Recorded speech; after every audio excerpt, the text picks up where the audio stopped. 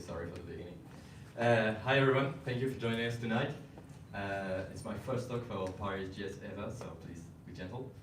And in English, especially.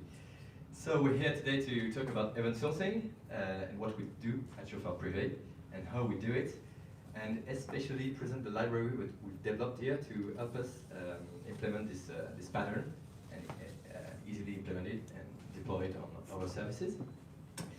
For those of you who usually go to ParisJS meeting, 2 weeks ago, Johan Gottilf, from the CTO from Eva Road, a former colleague by the way, gave a talk about how we implemented this whole architecture around event sourcing the place. That's not what we're going to do today. We're just going to present the library that we developed and that helps us implement this pattern and especially overcome some common pitfalls. So, my icebreaker was broken, so thanks a lot. So I work for Chauffeur Privé, and my name is Hubert, obviously. So in the past I had to change my name to Philippe. Guess what? I joined the company in 2013. We were only 6 at that time, and then I came back in 2015. First as to work in data, and then I joined the devs in 2016, and I've been a lead developer for a bit less than a year now in the B2B team. So you can imagine that the company from 6 people to more than 200 people today is kind of a game changer. We at the B2B in the B2B department, we are 10 developers with product divided in 2 squads. The hunting squad, acquire, and the engage one with Louis, this fellow head. We've had for the past year a very ambitious project, which is to pluck out the B2B logic that was from our legacy monolith into a separate platform. And we are very excited about it because next week we're going to release our project. And in this project we have 3 services working with that library. So we're going to battle test this next week. So let's go. The talk, sorry, it doesn't work very well, I don't know why. Okay, so event sourcing. I'll let you a couple of seconds to read that sentence. Everyone can see, or you want me to read it out loud? That's good. Okay, so it's a quote from Martin Fowler. Basically, 1 talk out of 2 as a reference to this guy. So I'm not really like doing anything special. The idea is that you want to store the state of your application in different events and be able to rebuild it from scratch with all these events. So pretty basic. I'm gonna give an example about it. So throughout this talk, I'm gonna use the example of a state which we're gonna call a wallet. That's just like a bank account. So you can create a wallet, you can credit it with euros, and you can debit. Okay.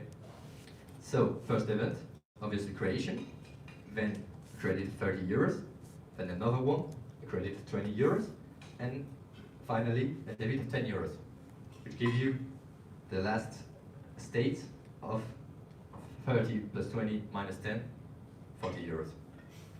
Yeah, no rocket science here. So, it doesn't work. Merci Alex, fonctionne pas ton truc.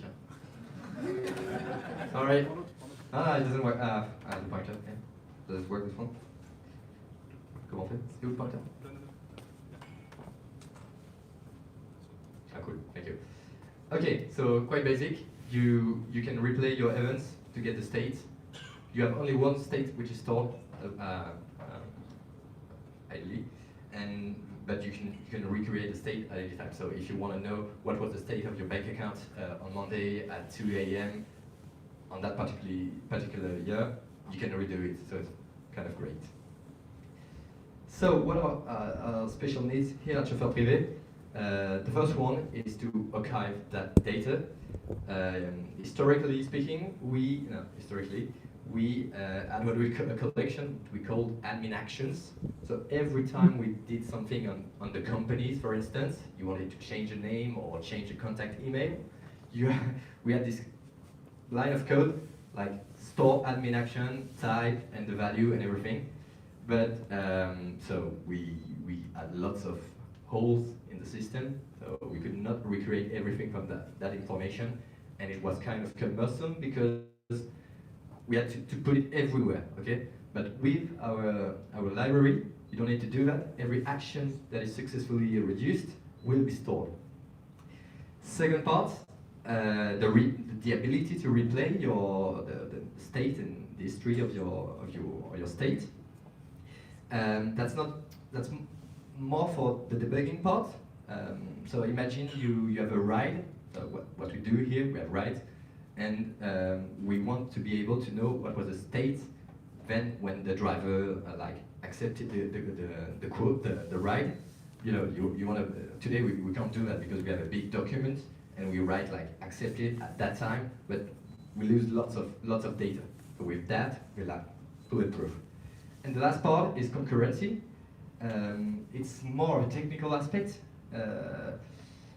For documents such as company, which are rarely updated, you don't update the name or the email contact every week, and you don't have any issues with concurrency. But for stuff like the ride, like in a very, very short time frame, you have lots of rights, and you don't want to end up with an incoherent state, which will ultimately leading to bad user experience. So, all about, right? Getting the best for your customers. That's all? No? Okay. Go live. So what does this library provide you? What does it provide? First, an easy to implement models. We have a class factory. Just create your class, you extend it with the class created from the factory, and boom, that's it. We have also we have a persistence layer out of the box. Today it's MongoDB, but if you want to do a PR after this talk, be welcome. We also ensure for you the event and state sequencing and the concurrency handling. These two last points are quite tricky, and we made a project like 2 years ago, right? Where this logic was in each model and led to inconsistencies. So now with this library, it does it for you, especially the concurrency point, which can be quite tricky. What you need to do, only give a name for your model. Okay, quite straightforward. A reducer. So for those of you who don't know Redux, or know Redux, kind of the same. If you don't know it, it's just a pure function, which is basically a switch on event.type, and you take as an input a state and an event, and you return a new state using cool ES6 features, such as res spread, to avoid mutation, which is very important. It's a pure function. Then you provide your business logic. Okay, so we can't do it for you. You have to inject it, right? And the events that you want to reduce, and the schemas that come along. I'm not going to show it today, but we have some libraries, and we strongly advise that you validate every input to your reducer to avoid getting an incorrect state. So in the library, there is this one particular method, which is called the Anvil Method, that does everything really. So divided in 4 steps. The first one, the orange blocks are what is provided, and the blue one is just what you need to inject, okay? And the violet one is the database part. So let's dive into it. So this is extracted from the lib, okay? I didn't change much, just the comments to be clear. So you handle with handler, which contains your business logic. First, every action that comes. So imagine you want to debit your wallet. What it will do basically is just handle, and the handler will be the business logic of your credit action.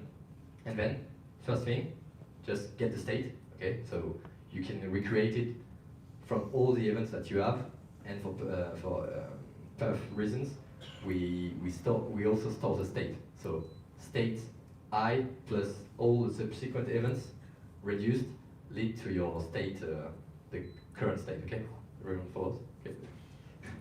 Then you handle, you apply your logic. It produces events. Okay, the events that can be understood by the reducer. Then you reduce. Okay, and then you store your events. Just simple as that. And we're gonna dive into every step. Okay. So the first one is the get state. So like I said, you can recreate the current state from the last known state plus the subsequent events, just like a Redux with the reduction. So the code is quite straightforward. Just find. So sorry, I forgot to mention about it. The correlation ID is the ID that will link all your events together. So if you create a wallet, you give it the ID of 1. All the events linked to that wallet will have the identifier of the correlation ID 1. Okay. And the type associated to it, and the payload. Sorry. And then you find all the subsequent events, and you just reduce it using your reducer. Simple. And you return the last state, non-state. Then you handle. So I won't show an example right now, but later in the demonstration, I will show you one. Then you reduce. So the pure function, you give it the events produced by handler. So the event could be type credit, amount 20 euros, okay? Which produces the updated state plus the versioned event. Okay, that's where the versioning happens. But we're gonna say it. Okay, so what does it do basically? Just get some events in a state and then reduce them. Okay. So this part is about managing the versioning. Then you use the reducer that you injected in your class factory. Then the library updates the version of the state and the events for you, and returns the state and the events. Okay, and then you store everything in the database. But that's what the library does for you. So what we've seen so far is a library that is able to archive very well. So we've seen that all the events are going to be stored. We also have state. We are going to be able to replay everything thanks to the reducer that you've provided, and thanks to the versioning of every event. So you can play first event, second, third, fourth, and you'll get the fourth state. Okay, so easy debugging. But we've not seen exactly how we handle concurrency. That's what I'm going to talk about now. But first, I'm going to give an example, okay? So imagine in your wallet, in current state, you have 40 euros, okay, on your bank account. And you have 2 requests that require 30 euros each. Want to make a debit of 30 euros. You don't want to end up with something like minus 20, okay? And that's one of your business rules that says you can't take more than you have. Yeah, logical. Well, depends on bank you have, but our bank, 0 is the minimum. Okay. So imagine you got two requests that arrive here. You want to make a debit of 30 euros. We get the same state, okay? It's in state version 4, let's say, with 30 euros. Okay, 30 euros. We both see the same state. Then we want to handle so the business logic around it would be if you end up after making the debit with less than €0, you can't do that. It's okay, they all pass because they just want 30 and you have 40. Then they produce the events, they both succeed. They both succeed the reduction, okay? And then you arrive at the store part, and that's where we leverage the capabilities of the database, of the index unicity, on the correlation ID and the version. So you can't have in the same in the event collection, and the same for the state, but I'm not going to talk about it. You can have 2 events with the same correlation ID and the same version number. Okay. So if you arrive here, you have 2 events, 2 requests. See event 5 correlation ID, let's say 1, and the other one is exactly the same.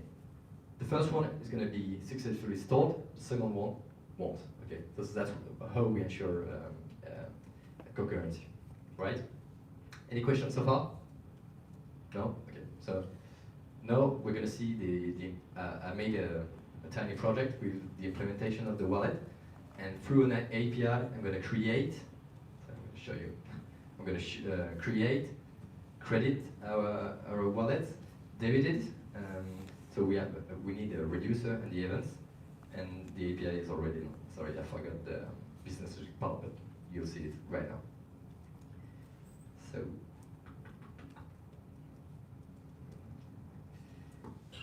okay, so, like I said, sorry, I'm gonna.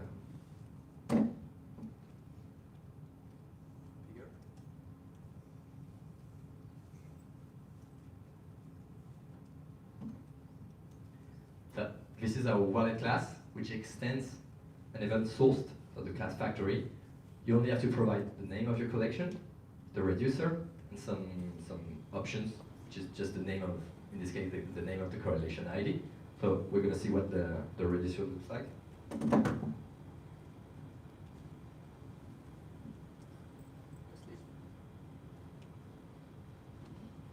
So basic reducer, take a state, an event, and then you return an updated state. Basically, switch on event.type. I didn't show the validation part here, but quite straightforward. If you want to talk about it later, I can show you some stuff. We reduce the created, which is just return the initial state. Guess what? Non-zero, no big deal. Then the credited, you add, or the debited, you remove. And if you don't know the events, you should throw because it would be a bug, right? So our model method, which wrap the Anvil method we've talked before. So create, you just return the create event. Okay, every time we ask for a creation, we return a new one without no business conditions. On the credit part, we didn't implement any conditions such as you have a maximum of 100 euros on your account, so it would never break for any business logic related reason. But on the debit part, okay, so what we do, the handler that we inject in our handle function takes the state as a parameter. That's the same for the library, the contract. If the amount minus the amount that you want to remove from your account leads to a negative amount, then you can't do it, right? Else you return the event. Okay, pretty simple. So now I'm going to make a demonstration using the API that I made and show you the events in a database using RoboMongo. So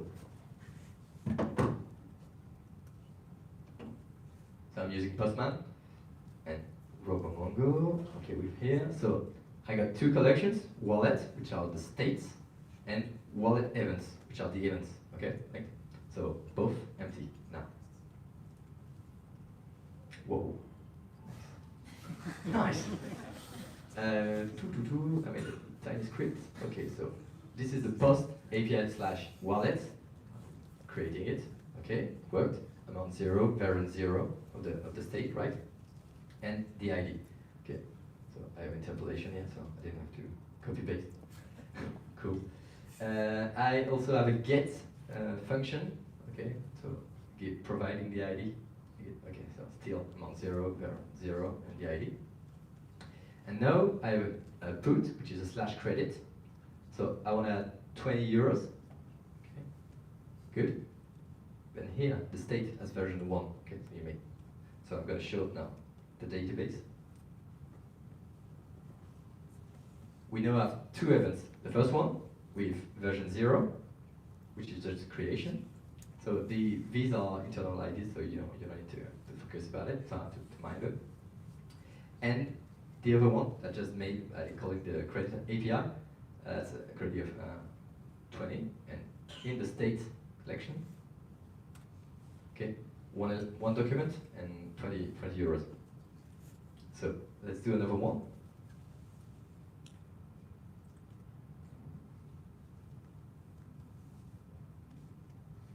Okay, 50, so 30 plus 20 plus 30, cool. 50, good so far. Okay, so the events.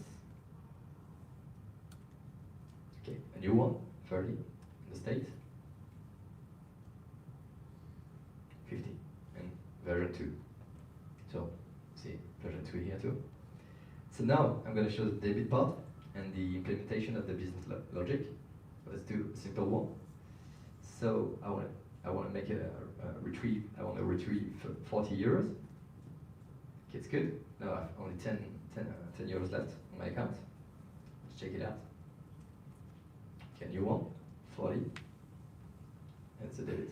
And state 10 euros. Now I'm gonna try another 40 euros and it should break. Okay, we get a 449 error and the message is insufficient funds. Okay, so that's where it threw an error when we got the state, tried to handle it, and apply some business logic onto it. Okay, so that's all for the demonstration.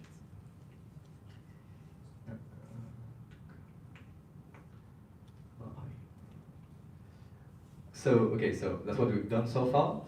We've 3 microservices implementing it, and they are in production, but we're going to release it on Monday. So we don't know exactly. We know it works. We tested like integration and everything, but we don't know yet how it's going to cope with the load we're expecting. But we're going to see. So, what is our roadmap about this library?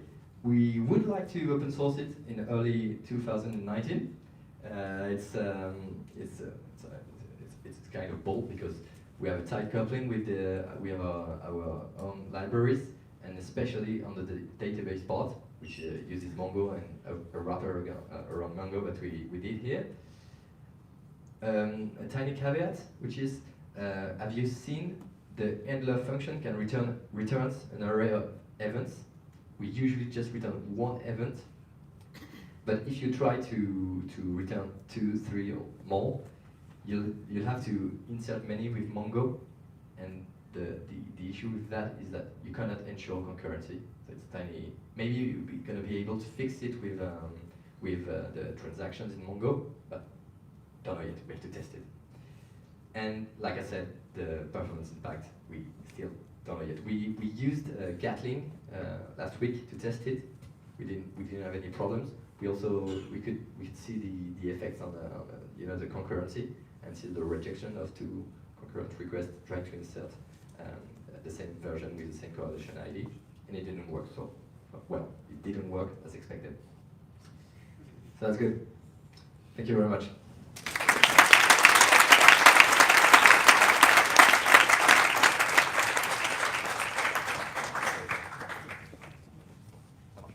We have time for some questions.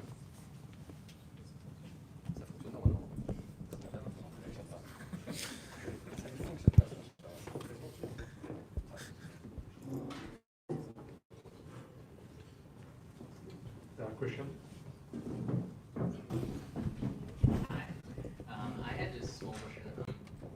Each time that we talk about implementing this kind of pattern that is like already implemented in like other libraries, my main question is, did you look at other existing libraries in Node.js runtime, and why did you implement this? Like, were there some issues with the existing ones? Did you want to add something more?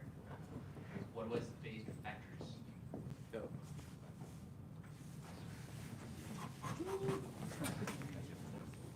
Thanks for your question. No, we didn't, because we want to do everything here, you know. So we love just redoing the same work over and over, and not because we don't trust the other developers, you know. So what open source is about. Yes, we did. We actually did, but we didn't feel comfortable using them, especially on the concurrency part. And yes, we did, and we didn't find them. So that's why we did want to do this talk to present our work. But if you find one, please just show it, and I'd be glad to compare it. And great.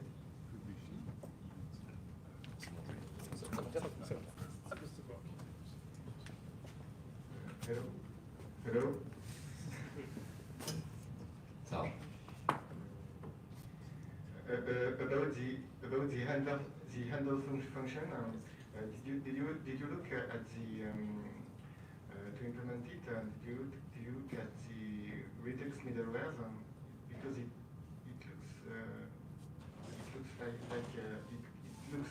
really looks like the Redux middleware, and I think you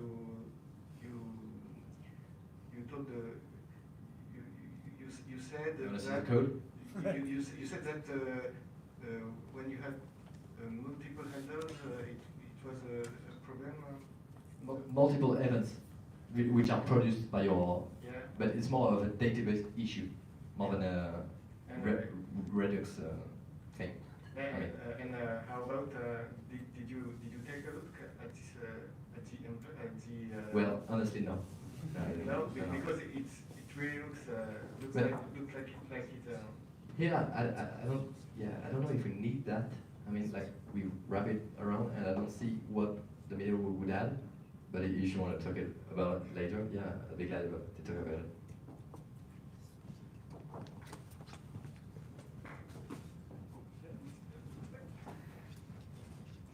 Yeah, sorry, small question for you.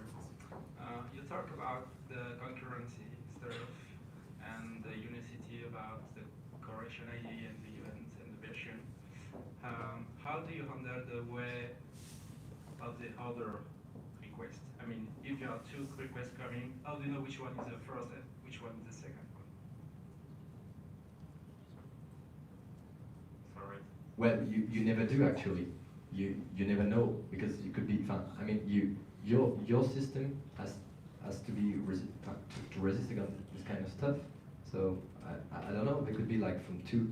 Take the wallet if you wanna if you have some network lag or stuff like that. You never know. So I mean, just you never know. So is there were in the beginning any first or second event? You know.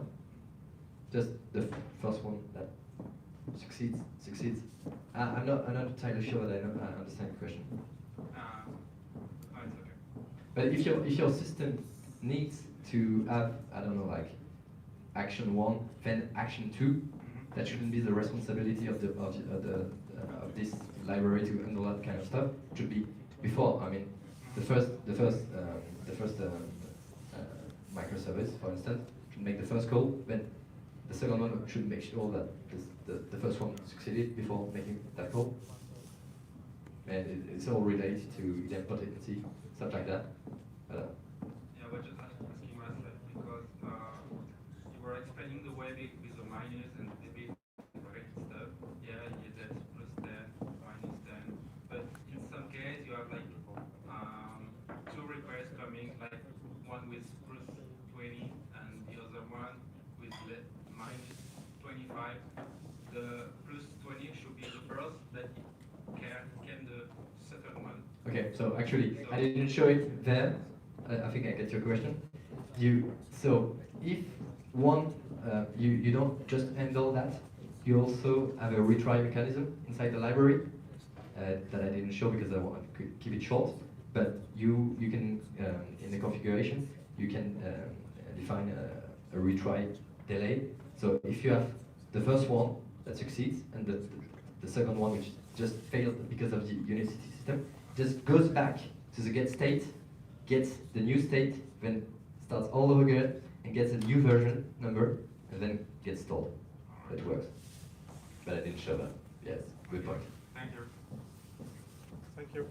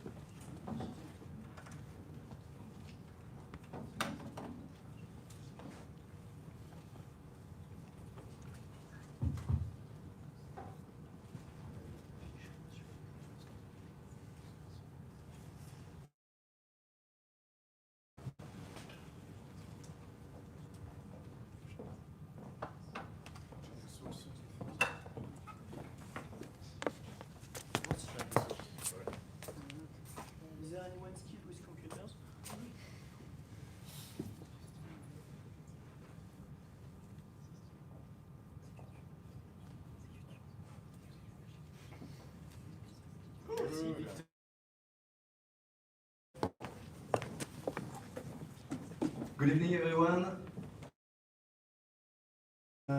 Discuss about unusual use case. We run JavaScript at screen. So just quick question: who amongst you is using JavaScript in writing JavaScript? Everyone. Okay, in backend application. Okay, somewhere. IoT, IoT. Okay. Yeah, indeed. Like not so famous use case, but like Pebble and Fitbit watch. The JavaScript SDK embedded in the watch. That's a unusual.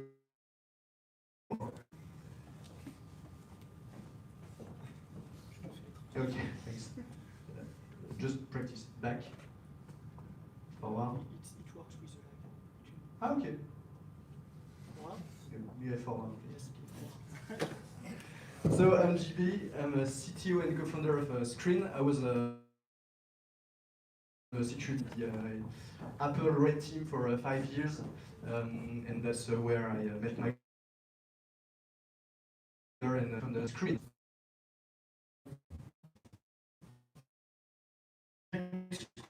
Node.js get screen, and I'm one of the Node.js core contributors. So if you've got questions regarding node security or Node itself, feel free to ping me. You can follow us on Twitter, spam us with all the emails you want.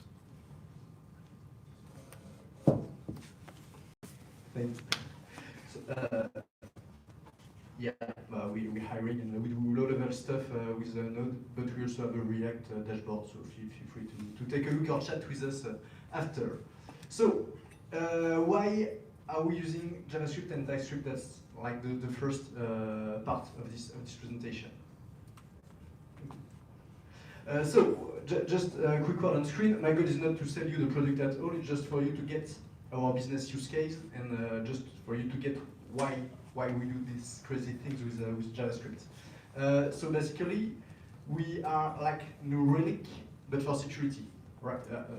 New Relic, the American people, they don't get it when I say it, and the French people either. So it's a New Relic. On your relic. Yeah, thanks. So who is using a New Relic here? Or no, what is New Relic? Okay, yeah. Bon. So you just install Screen like npm install Screen, and when you deploy your application, we do security monitoring in your application, and we also like block attacks as they occur in your code base. All right. We do this in 6 languages that are mentioned here. That's a lot, and it gives us like specific constraints. So like Node, Ruby, Java, Go, Python, PHP. So 6 platforms, that's a lot, and we share code across all of these platforms because the security that we implement on all of these platforms, well, we defend against the same attacks because most web applications, they are vulnerable to the same attacks, right? So we need to share code. This code, since we run inside your application, so inside your backend, inside your HTTP API, we need this code to be extremely performant, to have a great quality, and of course, to be secure. So that's all the requirements we have for this. That's the same things in 6 languages, right? And I don't know if you write bugs sometime. It happened to us, so we tend to do as less as possible, but still, sometimes we have bugs, so we need to iterate on stuff, right? So that's all the constraints you need to know when you do the same thing across 6 different languages. So what are the options to share this code across 6 languages? We could rewrite everything everywhere. Okay, simple, straightforward, it would work. We could write our own native virtual machine, like a simple virtual machine that we could rewrite in Ruby, Node, etc. We could use something that is made for this. It sounds smart, right? Like Lua. Lua is made for this. And we could do something crazy. So let's explore these options. What if we do with native code? Okay, so we rewrite the same security protections in each of these languages. Fine, but what if a bug happened? All right, so we need to fix this bug in our 6 agents, okay? Then we need to release the 6 agents again. We need to tell our customers, hey guys, we had a bug, could you please update? I don't know if you rely on your customers to update stuff, but basically it never happens, right? So that's not the best solution. And then you wait for the next bug. So that's like a painful solution. Let's strip it away. Second option, we could write a virtual machine. Okay, so like something simple with that could understand simple instructions and that we could leverage in each of the languages. Good idea, but most languages are too slow to do this. All right, the languages that power the web today, they're really slow because you don't need to have fast languages for most use cases. Like Ruby on Rails or Python, they are crazily slow compared to C and even compared to Node. But so writing a virtual machine is like crazy. Doing 1 + 1 in Ruby is much slower than doing it in a native language. So since performance is critical for us, not a good option. So use something made for this. That's a good one. But if you do this, what's the caveat? You need to have this Lua interpreter binding somewhere. Since we know that doing it natively is too slow, then the Lua interpreter cannot be written in pure Ruby or in pure Python. So if you do this, you need to ship like a C file that will embed the interpreter. And if we embed a C file, then it means we require our customers to compile this when they install Screen. Who amongst you is using a C compiler in their production deploy toolchain? None of you, I guess. Maybe for some specific use cases, but like 99% of the people that don't use it. So it was not a suitable option for us because our goal is to be installable easy. So last option, let's do something crazy. By default, JavaScript can run on these 3 platforms. So Node.js, obviously, yes, you can run JavaScript on Node. But Ruby, it's a bit more unexpected, right? Ruby depends on exec.js. Exec.js is a Rails dependency that was here to help Rails developers bundle and browserify their JavaScript extensions. So by default, when you use Ruby on JavaScript, interesting. In Java, starting with Java 1.6, you had the Rhino interpreter that is bundled into Java, right? So Sun is shipping Rhino. 1.7, much better interpreter, Nashorn. Performance are getting much better on JavaScript, under Java.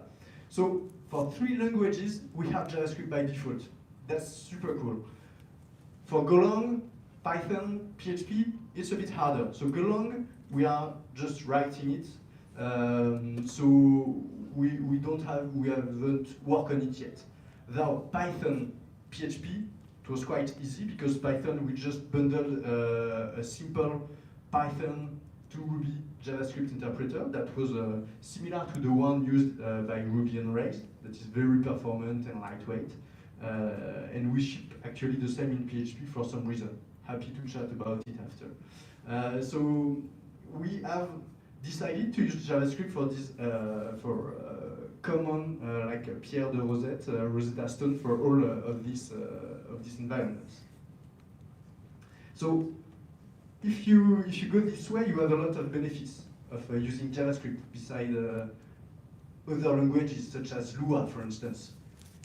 You have amazing tooling for CI, like unit testing or coverage tests. In JavaScript, they are just perfect.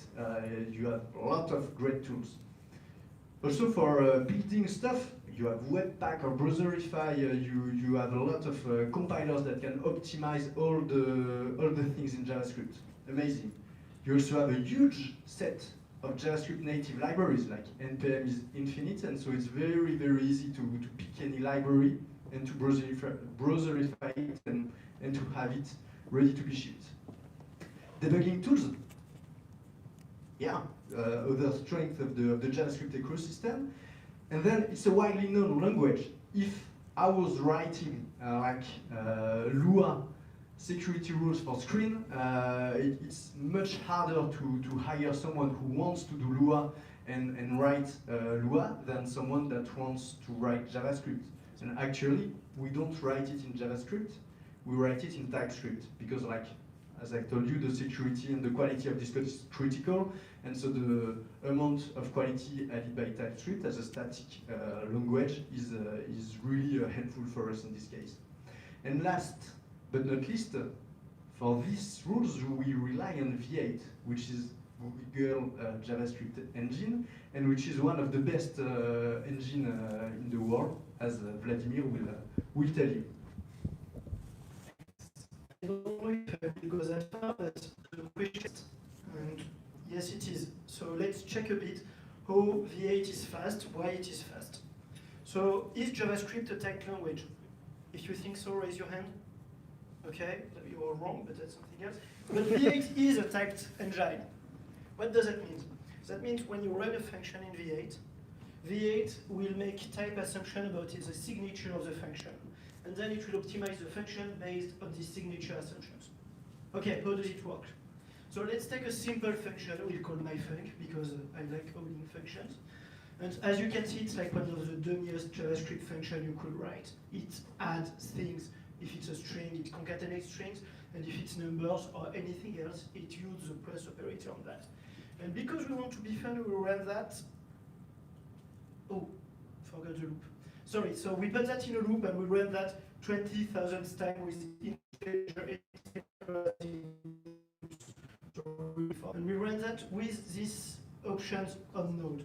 What are these options? These options are not actually used by Node, they are used by V8. And V8 will look at that and say, hey, I have to log what I do in terms of function optimization in the console. So if you do that, you will get some gibberish in the console, but I have isolated the part that interests us. I did a grep. So basically, what do we read? JS function myfunc for marking JS function myfunc for optimized recompilation. Reason, small function with type info. What does that mean? I run this function a certain number of times with only integers as inputs. So V8 says, hey, this function, it takes integers as inputs and returns integers. I've seen that 1,000 times. It's good enough for me to decide that it is a number-based function. Also, it's small, so it's easy to put in some places, because when you have small functions, V8 actually inline it everywhere it's called. So it does that, and we can see compiling methods and optimizing method. In that case, what does that mean? That means V8 will compile your code directly to assembly, to real machine code, because it knows the types. So it could do that as if it was a C compiler, because the only thing it missed was the type assumption when reading the code, and then completing, optimizing.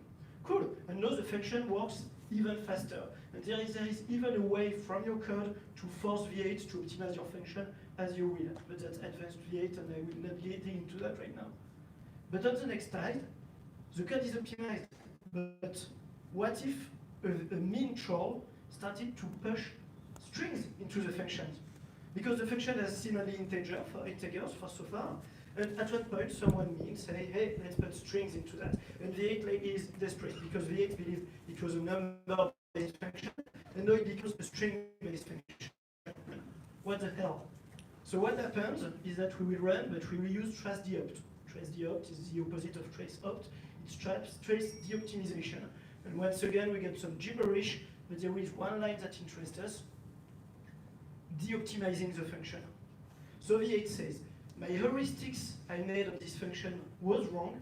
It does not only accept numbers, it also accepts strings. So I will deoptimize the function to go back to a generic implementation, a slow one, but it accepts any types as input. So I deoptimize. So the following question, legitimate question is, will it reoptimize, stating that this function now accepts strings or integers? The answer is yes, it will. But maybe it can re-deoptimize if there is an object as input at one point. But will it re-optimize after that? Yes, it will. But maybe it will re-deoptimize if there is a regex used at some point. And at one point, V8 will be like, hey, you made me optimize and deoptimize this function 20 times. Actually, it's 4. screw you. I'm not optimizing that anymore. And your code will be slow forever and ever, and you will get back to the doom of slow JavaScript. Remember the 2002? Do you have any other stupid, fun stuff to share with us tonight? Obviously I do. So I want to play a game, and I will call it the dummy game. How many of you have code that looks a bit like that, starting the line 2? You do if variable. Come on, we all do that. If variable, we all do that. But what does that mean, actually? What does that mean? It means that V8 will check that the variable is not false, is not 0, is not the empty string, is not null, is not undefined, and is not null. Okay, okay. And what if you wrote code as you did first year of university? You know, teachers in university, actually, if variable equals true, it's terrible. But if you do that, actually, what does V8 do? It just checks the variable is not true or true.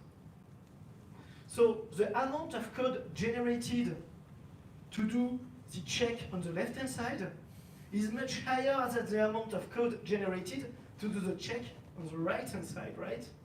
It's just simple JavaScript stupidity. So the question that I anticipate is, should I write stupid verbish code starting tomorrow? No, you shouldn't. Because one of the obsessions of the V8 team and all JavaScript engine building teams are to optimize for idiomatic JavaScript. So write human-readable JavaScript, and that's their work to make it fast, not yours. That's why, for instance, if you go to the design goals of TypeScript, it's written that TypeScript is not meant to build fast JavaScript. Remember the type optimization we did before? The TypeScript is not designed to provide optimized code for this type optimization, but it's built to build idiomatic JavaScript. The JavaScript you generate with TypeScript should look like as much as what a human being would write, because that's what the JavaScript engine developer wants to optimize for. You can learn more about V8 on their new blog, v8.dev. Yes, everyone paid them because they have a .dev domain. So I encourage you to go there because there are a lot of fun stuff if you're interested in that. And thank you very much for your attention.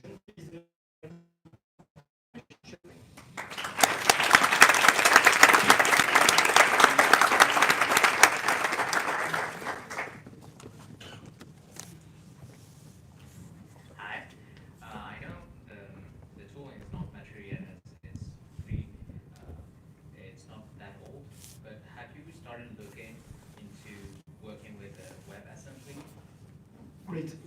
So yes, we did. Can we have the slides from yesterday night, please? Yeah, because it seems to fit like the performance part. No. It's awesome. Thanks for that question. That's a great question. Just let me find the slides for yesterday. No. You've got 10 more minutes of presentation, right? So actually we did. And WebAssembly is blazing fast. If you compile Rust to WebAssembly, it will be blazing fast. If you compile C or C++ to WebAssembly, it will be blazing fast. Even if you compile TypeScript to WebAssembly, because there's something named assembly script, that's basically a subset of TypeScript that compiles to TypeScript, it will be blazing fast. But there is one issue. Can we go? Yeah, thanks.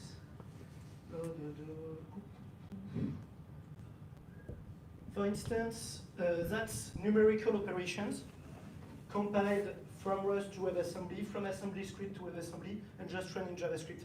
And higher is better, that's the number of operations per second, and that's much higher with Rust. And that's glorious. But what happened when you want to work with real data? Because the web is string-based. Web is documents and string. And then you call a WebAssembly function from JavaScript, and you compare that to the execution time with JavaScript, and you realize that WebAssembly is blazing slow. Terrible with shit. Whatever the origin is. Only on V8. On Firefox. No, everywhere. You know why? No, you know why? Can we go to the next slide? Because of the cost of bindings. How do you take a string and paste it in WebAssembly? Because the call itself, the execution time itself, it's blazing fast. But if you want to take a complex piece of data, a string, an object, it's really slow to convert to WebAssembly memory, which is basically an array buffer. And if we've got the details of the algorithms, next slide again, thanks. Because WebAssembly does not have a generic way of handling memory, you need to ask your WebAssembly code to give you a pointer, and it's extremely fast, extremely slow, sorry. They disable array buffer because of Shared array buffer are not available. No, it's not shared array buffer, it's array buffer.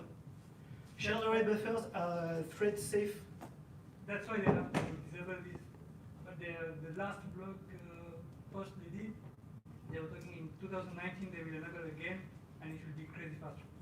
But so far it's not. Yeah. As of today, it's not. As of today, it's blazing slow. It's terrible. And they said on V8 it's really bad for now. And So they're doing some work on this. They are optimizing data views, but for that, yes. What they said on Edge, V8 extra, they will follow what they're doing on Firefox. Let's see how it goes. But so far, the last blog post by Firefox mentioned that the binding time will still be slow until the specification for weak references in JavaScript is finished, and until the shared pointer between WebAssembly and JavaScript is done. So there are specifications updates coming that will may solve this problem. Sorry, that's another talk. We're just so passionate with that. Thanks a lot. You're getting screen strike. Did you get that? Maybe another question, not about Sorry. WebAssembly. Question? Maybe we want to force talk. Sorry, that's not talk.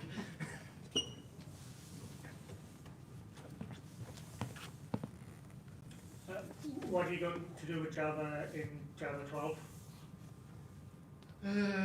That's a question to ask JavaScript is going away. to the CTO.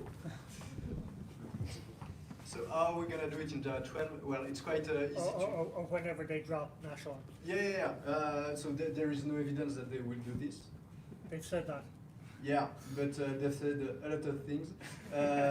No, actually, all the Java implementations, JavaScript implementations, most of them are native Java. Because one of the great things about Java is that you can write bytecode directly. So you could completely imagine having the JavaScript compiler, etc., bundled in native Java inside your Java library. So it's completely doable. And that's, for instance, Lua in Java. It's how they do it. They directly JIT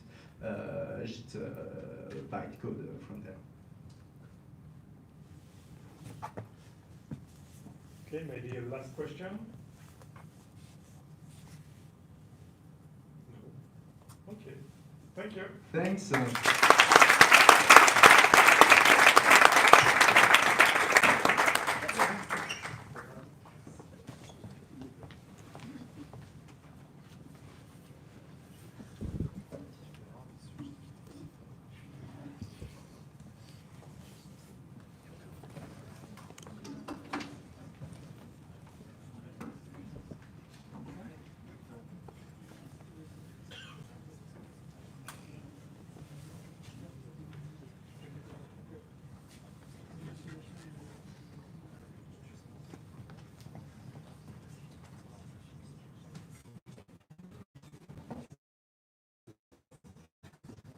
My name is Apollinaire Lecocq, and I'm going to be talking about Vulcan.js tonight. I hope you're all fine and you're not too hungry, so you can still follow me. So first, talk about me. I don't have a slide about that. Called Live for Good. I'm developing an app with Vulcan. It's been like almost a year now. So anyway, I'm going to start about Vulcan. So Vulcan was based on one. How do you, what do you choose to build a full stack JavaScript app? There are like a lot of libraries everywhere. I don't know how many front-end, back-end, whatever frameworks. So what do you do as a solution? You write a new framework, right? That's what we did. So not really. Vulcan chose to integrate all the latest and the most used technologies in JavaScript to have only so that the developer who wants to ship an app as fast as possible doesn't have to make all those choices like, do I use React or Vue? Do I use Express or Happy? Anyway, what's the origin story of Vulcan? It started with Meteor. Who knows Meteor here? Right, great. So it started with Meteor. The goal of Meteor was to make it as easy as an app that is the same with Vulcan now, but even easier. So it started in 2012. Sasha Grave, the one guy who created Vulcan, he couldn't make it here tonight because his plane was late. So he wrote a book about Meteor. He co-wrote a book about Meteor in 2013 called Discover Meteor. The idea is to cover everything about Meteor. Then he created Telescope, which was the goal was to create a Reddit-like or Hackanoon-like forum really easily. It was only Meteor at first, then it became Nova when it integrated React. And then 2017, they integrated GraphQL, so it became Vulcan.js, to which basically is Meteor with GraphQL and React at the front. So what is it? So the stack. It's a full stack framework. So everything from the database to the client is made for you. So it's opinionated, just so you don't waste time making choices.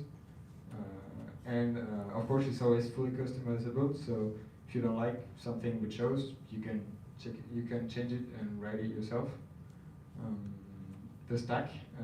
So we got MongoDB at the database. This is imposed by Meteor, but I think most of you will agree that it's working great. We use Meteor as now it's only a build tool and for user authentication.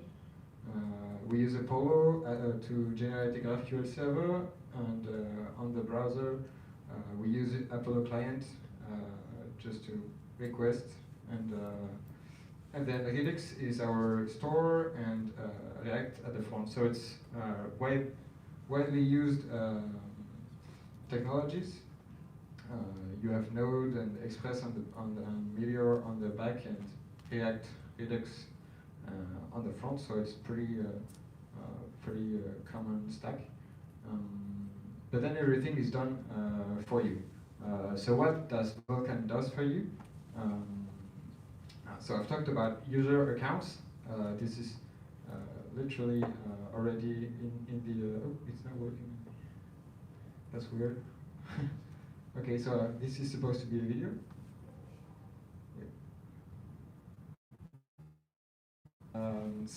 This is just dropping, really easy, nothing to do.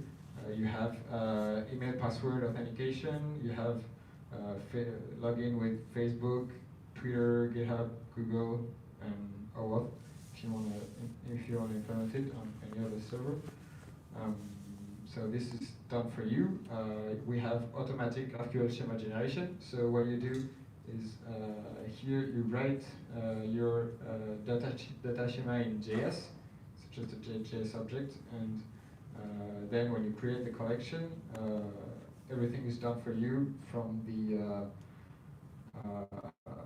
server, so you have all the CRUD operations: create, read, update, delete. This is how you create a collection actually. So you say I want to make a website about movies, so it's going to be GraphQL type movie. JS object, say movie has a name, a year, and a review, for instance, and then you do this, get default resolvers. This will create how to read one document, how to read how to get multiple documents, and then all the mutations, create, update, and delete for a movie. Then how do you load data on React? We have HOCs done. This is at the HOC to load, for example, a list of documents. Basically, you just wrap your component with this and give it a collection, a fragment. Then you can have all the options you want. Of course, I didn't put it here.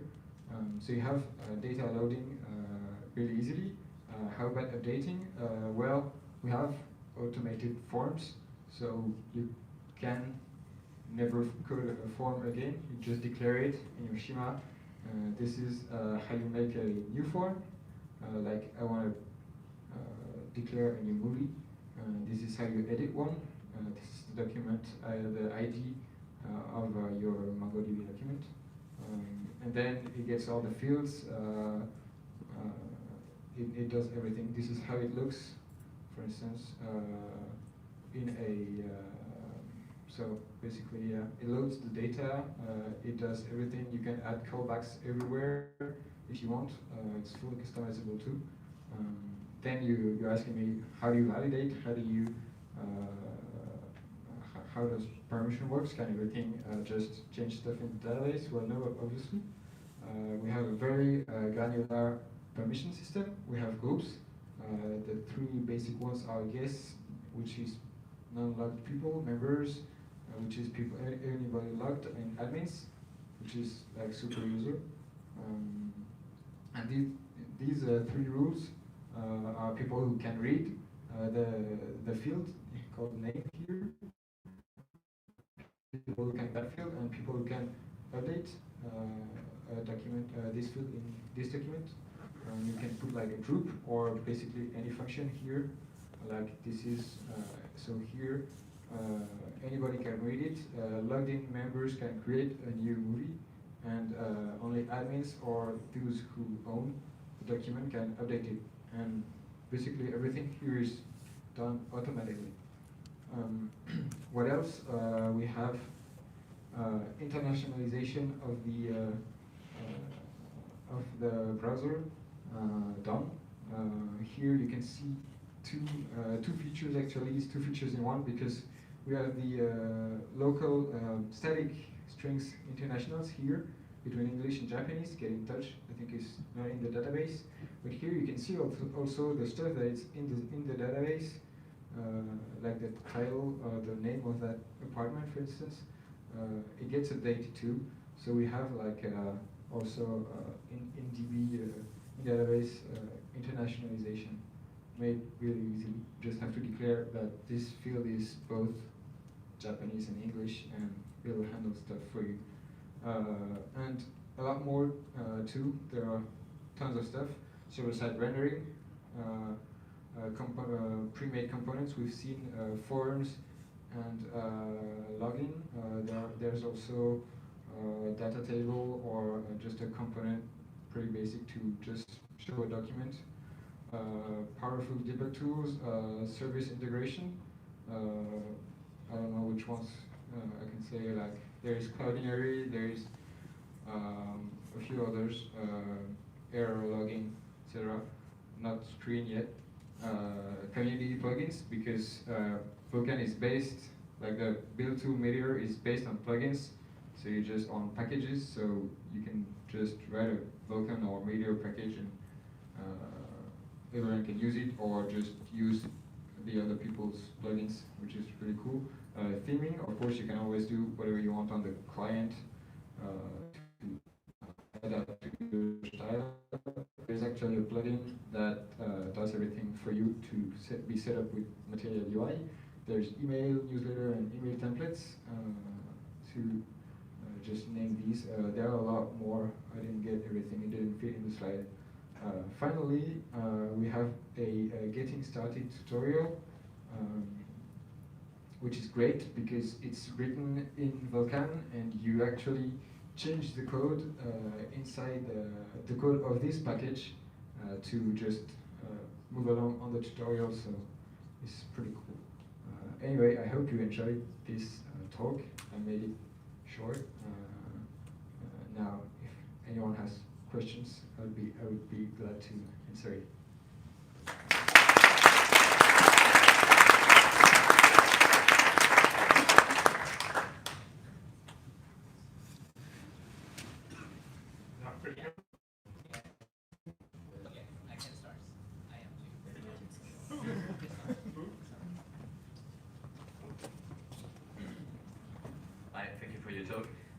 I just had a question, like, if you want to start a new framework, how do you get it started from an organizational point of view? I mean, are you backed by anyone who has influence, like, I don't know, like a big society, a big company?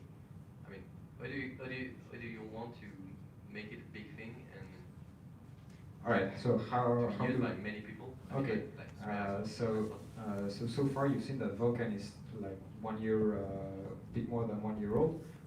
How do we want to get it started? Well, so far we are like, there is no real policy to like get it. I think if we do it right, people will end up saying that it's really useful to ship really fast applications. We already have a few companies, mine included, who use it. There are also like some developing companies like SS2Z who use it already to ship back office applications. It's really powerful for that. There's no real like for now at least there's no will to make it get 100,000 stars on GitHub. So I think if we just talk about it, people will end up using it. Yeah. Small question, can we change the DB? You cannot change the DB yet, because we are still bound to Meteor, but you can always connect to another DB. But you'll always have to create a database. But that's one of the points of Vulcan is, if you want to ship an app as fast as possible, just you won't make it. You don't want to spend too much time thinking about what DB you can use. You can use this one if you want. For now, it's a question we have a lot from people who might want to use the framework. For now, we're still bound to Meteor, so we're not yet having any other DB. So I have two small questions. The first one is from within the current workflow that this framework provides, how easy it is to set up one backend and multiple frontends? Is it something that makes towards one backend and one frontend, or? Okay, so the backend, the main gate is Apollo server. So if you create like a standalone React app, you can always use the endpoint from your configured server. The only pain point for now, I think, is authentication. It might be a bit tricky to do it, but I think it's possible. But you have to be a bit tricky with Meteor because the authentication and everything is still done with Meteor. But we're planning to move out of it, so hopefully it's going to be really easier in maybe next year. Okay, thank you. My second question is, as you mentioned, you're using Apollo server on the server side. My question is, do you already use some of the caching features that it provides, or are you not yet on that point?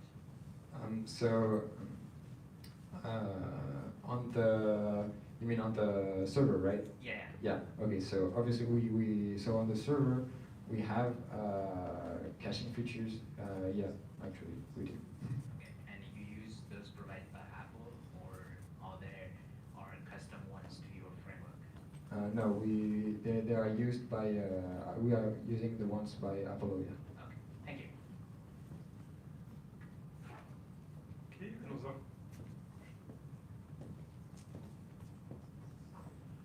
One of the main things that's often annoying about a framework which tries to do everything at all is that you always have to look up how to do X in Vulcan, X in Angular, X in Vue or whatever. Is there a specific way that Vulcan tries not to solve everything but empower the users to search what they really want rather than searching what they want in Vulcan? Okay, is that a tricky question because I didn't get really everything?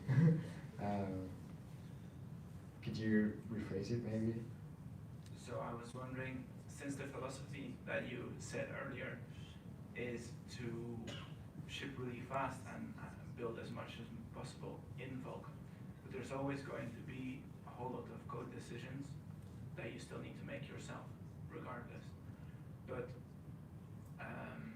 is there any way that Vulkan tries to prevent for example, how do I do login in Vulkan, but rather than saying, exposing that it works on Meteor. Yeah, so how do we reduce the learning curve, right? Well, okay, so I don't know. Basically, I think it's a tricky question. Actually, I don't think we have like Vulkan has the rest of. You will always have to like learn how to create how to register a component, how to create a new collection. I think one of the strengths of Vulkan is to give you the functions, like just have the right tools, but you still have to find them in the docs. We have great tutorials. I don't know what. Do you have any other ideas? Maybe I mean, great idea, but I don't know really how to do it. Well, I think the main idea that I've seen other things succeed in, for example, React succeeds in this really well by mostly being just JavaScript, by mostly being the underlying layer. You avoid the people to have to learn everything again, how to do this in React. So maybe one way that Vulkan could empower this in by mostly being an opinionated way how to build a React Redux, GraphQL, Meteor app. So still exposing all those original things without like making wrappers over it, so you get confused by that. Yeah, so yeah, basically we expose like the main functions. The whole stack is built like you only have to fork the starter and you're basically set up. You have everything, all the setup stuff, but then your logic, you have like I don't know. For instance, I mean we give like this. This is your how you create a form, and I don't know, like you can do a lot of stuff, and you have the main entry points that will help you do 90% of the stuff. That will always be the same. So you have like this is how you create a form, and this is how you create a collection. It's as easy as that. Yeah. Thanks. I don't know if I really answered your question or not. But sorry. Yeah, you answered my question. Don't worry. For example, in the case of the form, can you it's possible to divide? Actually, maybe I understood the last question. I'm trying to give, for example, an example. In the case of sometimes we have a very long form. Is it easy, for example, to divide it on many steps or many?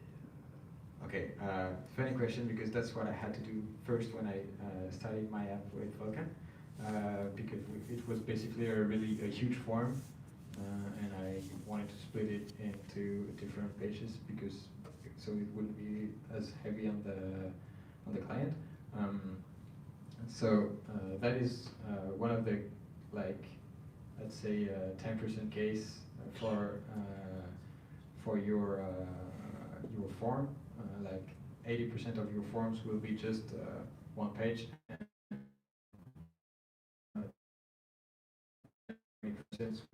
This to do this, you still have all the callbacks. Like you can inject everything you want. So basically, here at the end of my form, there is like I can in the props of here, I can say and instead of submitting the form, change the callback when you click on the button and do something else. So it will actually, so you can like, you can put many together differently. So so that's how you do it. But I mean, the idea is to make everything declarative as much as possible, but still give the option to tweak your stuff and inject your own stuff wherever you want. So that the declarative part should cover 80% of the case, and then the injectable part should cover the rest. And in the end, you can still do pure React, and you can still do pure GraphQL if you want. If you need to add a type or an interface in your GraphQL schema, well, you can always do it with the regular Apollo stuff. Thank you. Any more questions? Last question. I smell pizza.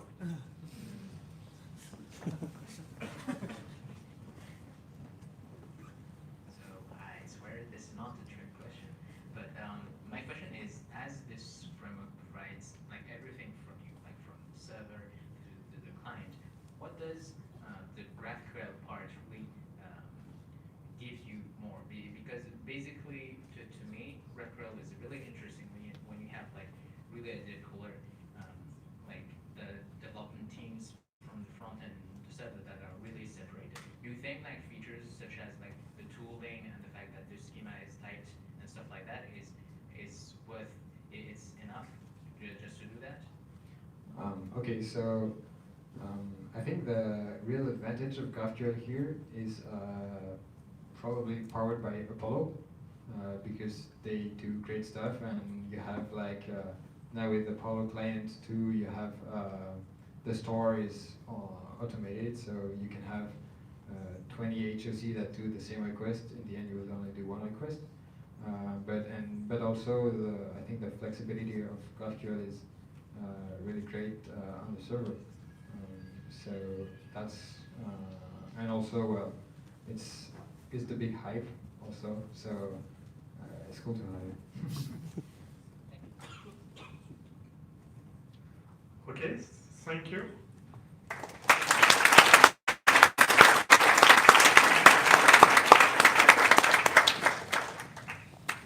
Thank you everybody for coming tonight. Next meetup is in 3 weeks, the 28th of November. And let's discuss with a drink.